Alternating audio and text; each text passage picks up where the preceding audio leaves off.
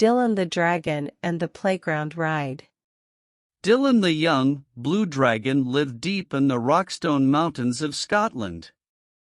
Every day the playful, young dragon woke up early in the morning and flew all around the mountains and valleys looking for something to do. When he was hungry he would go home to his cave where Mummy Dragon would have hot soup ready for his dinner.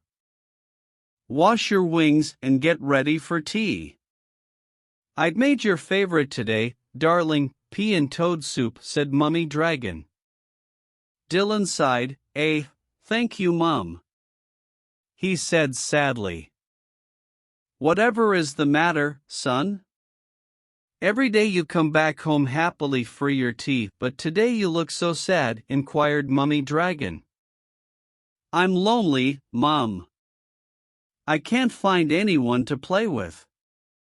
In all the lakes, mountains and valleys in Rockstone, there isn't a single dragon for me to play with," he grumbled. "Well, how about this for an idea? Why don't you fly down to the village playground and see if the children there want to play with you?"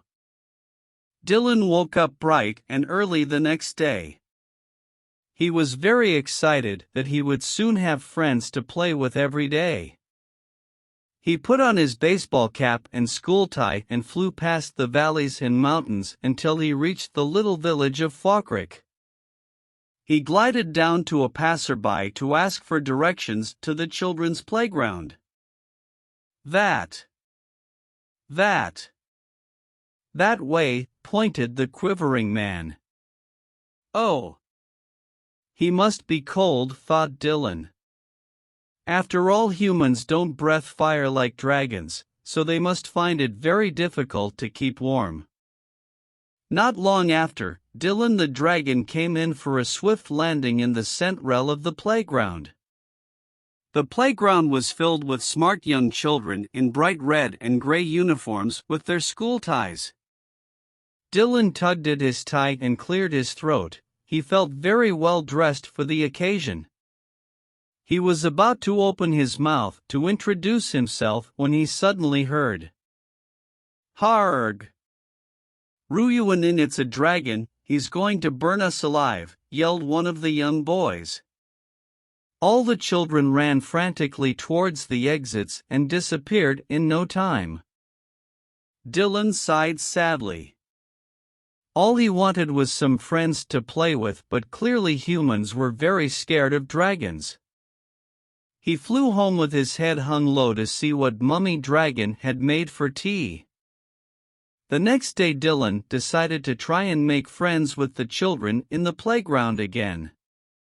He tucked his white handkerchief in his left gill and scooped up a large branch lying on the floor. He made it into a white surrender flag. He crossed his claws and hoped the children would give him another chance. Down he flew again into the central of the playground with his white surrender flag clenched in his jaw. "I just want to play and be friends," he said softly. "But how will you play with us?" shouted one of the girls. "You're too big for our swings and slides. You won't fit in our roundabout." "Well, why don't I take you all for a ride to the valleys and the mountains of Rockstone?" "Yay!" squealed all the children at once. They climbed onto Dylan's back and off the children went on a very exciting flight. From that day Dylan and the playground children were friends, and every day Dylan, the dragon, would take the children on the best playground ride ever. Thank you for watch. Subscribe for more video.